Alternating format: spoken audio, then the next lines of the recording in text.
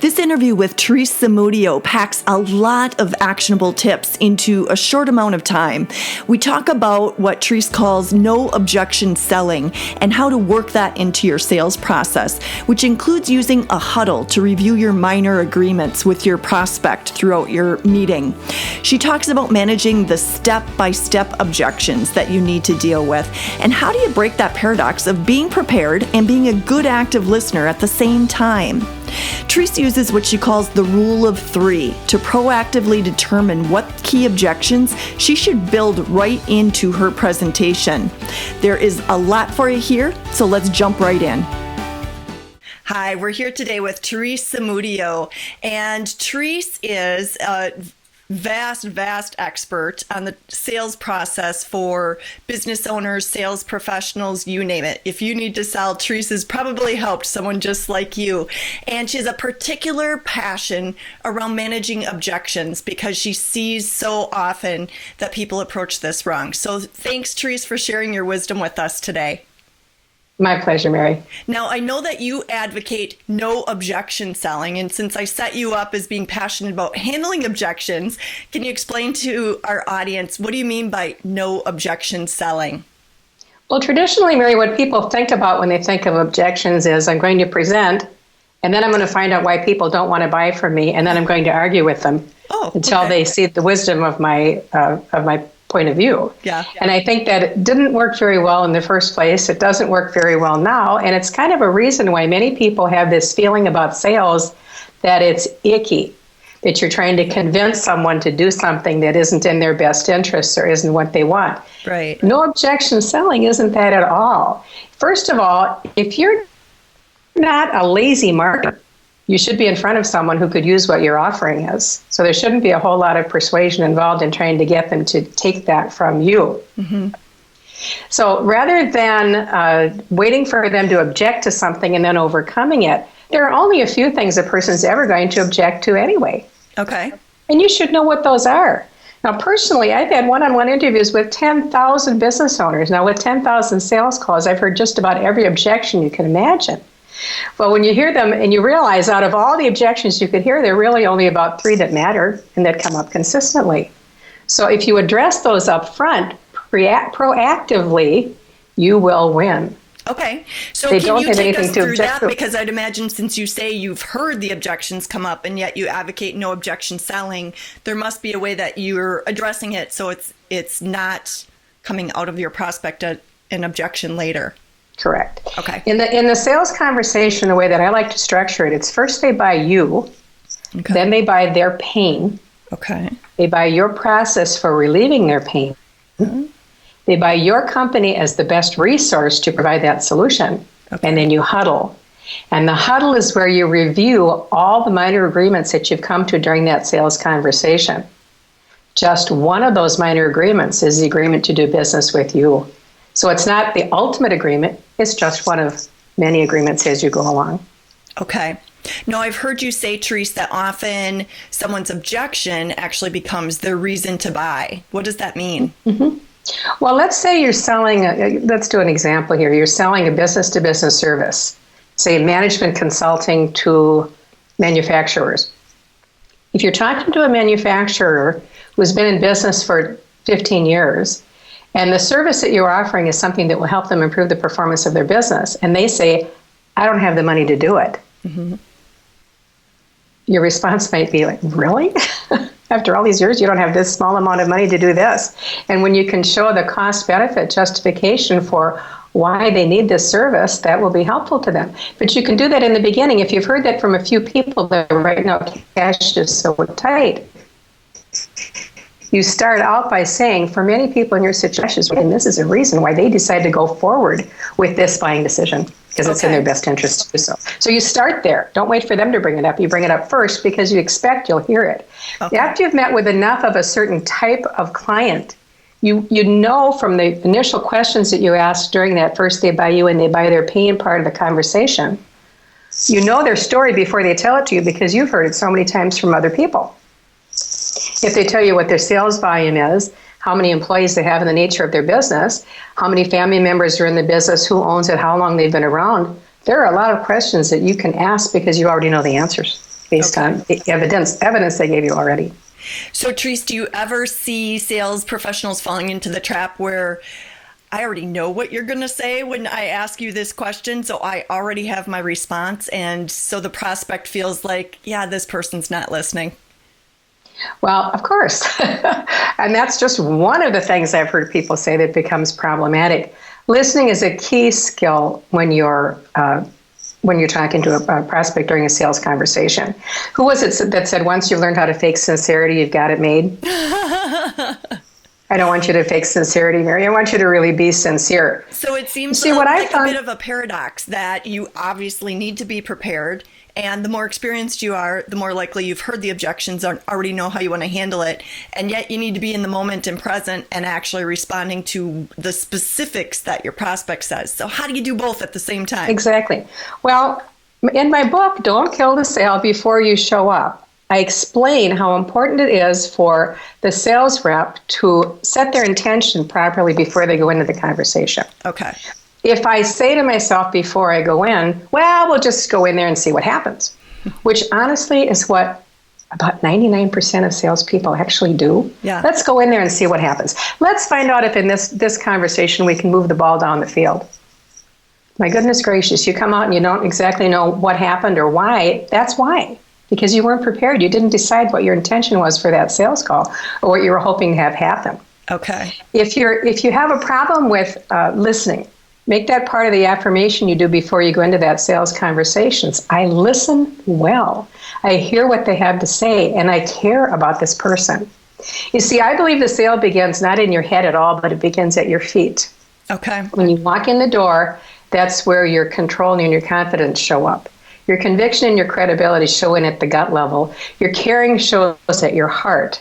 And only when those 5 sales elements are in balance have you earned the right, in my opinion, to open your mouth and say anything to that person. Okay. Then they will buy emotion, and they need to justify their buying decision on facts. Okay. So if you want to earn the right to have someone share with you their emotions while they're talking about something really important to them, and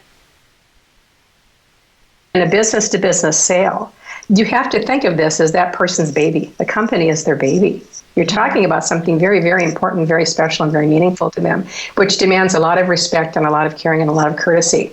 If your intention when you go in is to make a sale that feels like I'm going in there to take something from this person, you'll be much more effective, much more satisfied, much more successful if you go in there with the idea that I'm here to serve.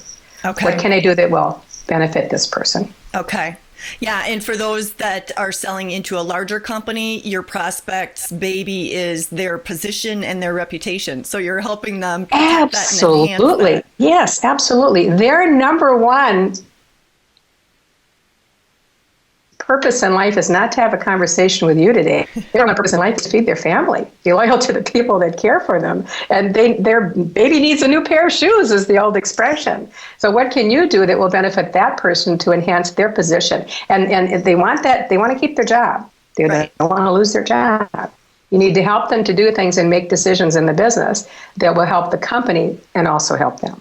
So that seems like a good way to frame what objections you want to prepare for is where is the risk to their reputation or their baby, whatever that might be.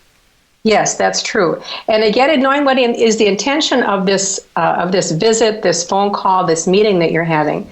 Are you in front of the decision maker? In many cases today, there are multiple decision makers. Right. So your purpose of this conversation may be to get this person so engaged that they will take you to the next step of setting up a conversation with the next group of decision makers. Okay. So you need to plan ahead and know that, and that will help you to decide how far to take this conversation. Don't take it all the way and then go back and take it all the way again. There's a certain distance that you'll take it at that time. And the objections at that time may be, what are the objections not to making the buying decision, but what are the objections to the next meeting? Right. So you want to frame your conversation in light of, let's look at why you would want to move forward with another meeting with who would be the appropriate people in that case to have the meeting with? Well, I like your recommendation to go personal on that. What is their personal baby, if you will, for a shorthand expression? Because as the saying goes, there are a multitude of people that can say no, and there's typically fewer one empowered to say yes. So the people that might say no need to allow you to continue through the buying process to get to the yes decision maker. And so, they've got their own objections that make them decide, are they going to block you or are they going to support you?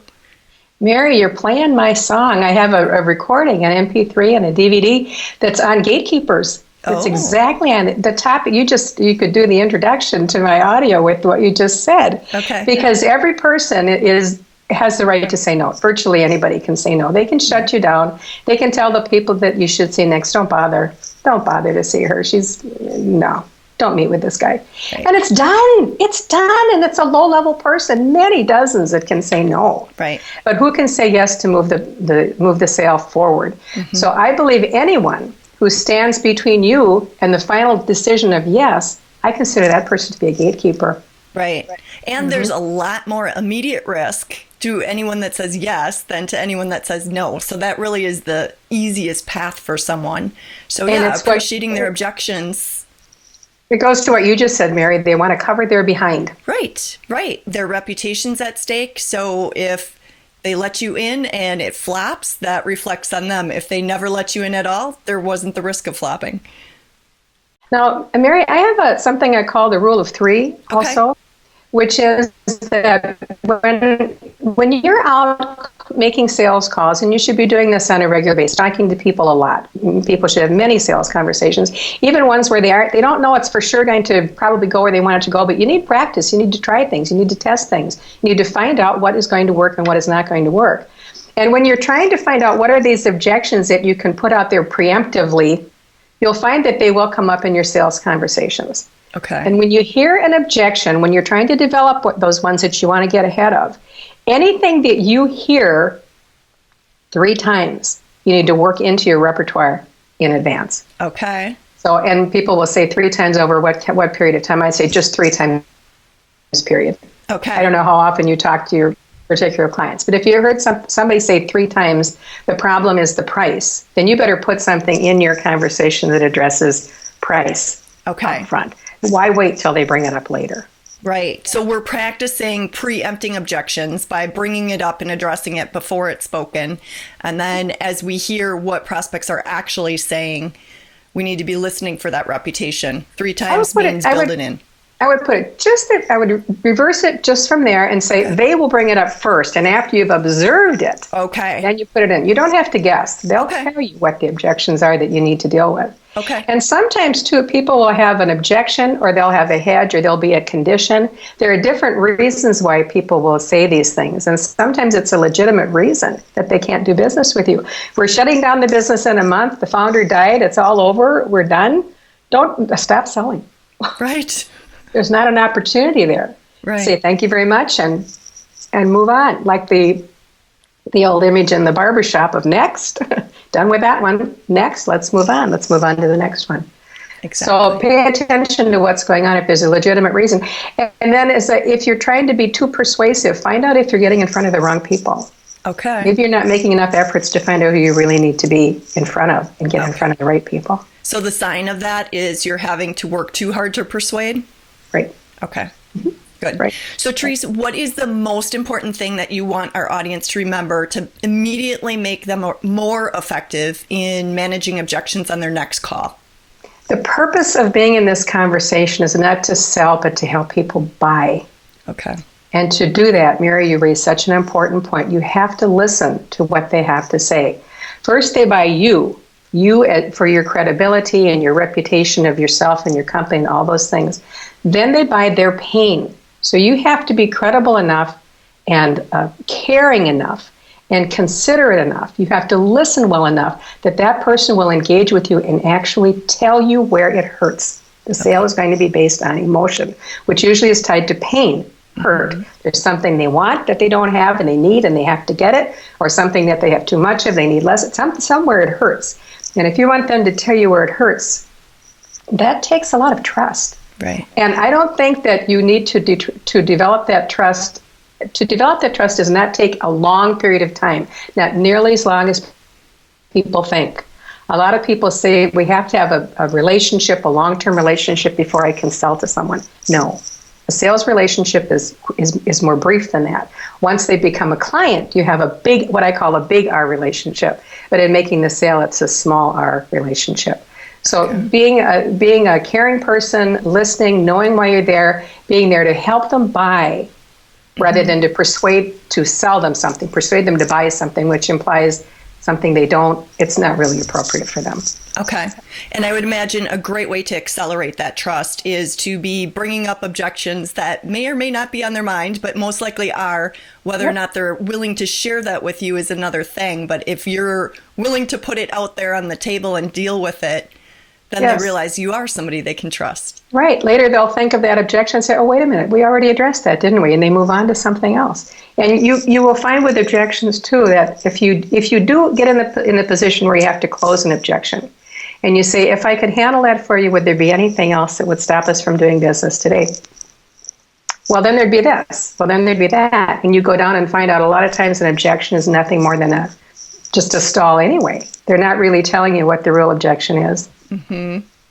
So you can get to the real underlying motivations. If you start out by eliminating all the ones that you know are what we call a red herring to begin with, you can get down to something that really might be one you need to deal with. Okay. Wonderful insights, Therese. Thanks so much for that. My pleasure, Mary. Happy selling. Well, thank you. Take care. Bye. Don't you just feel smarter already? I tell you, with all of the interviews that I've done for Sales Mastery, most days I feel like I can conquer the world. If you want to make sure to catch all of our interviews with chief sales officers, experts, top sales producers, connect with us on our YouTube channel right here. And if you want access to all of the resources that we have for you at Sales Mastery, you can connect with us right here. Our goal is to make it fun and to make it simple for you to stay on the leading edge of selling. So connect with Sales Mastery for the smart way for you to become your best.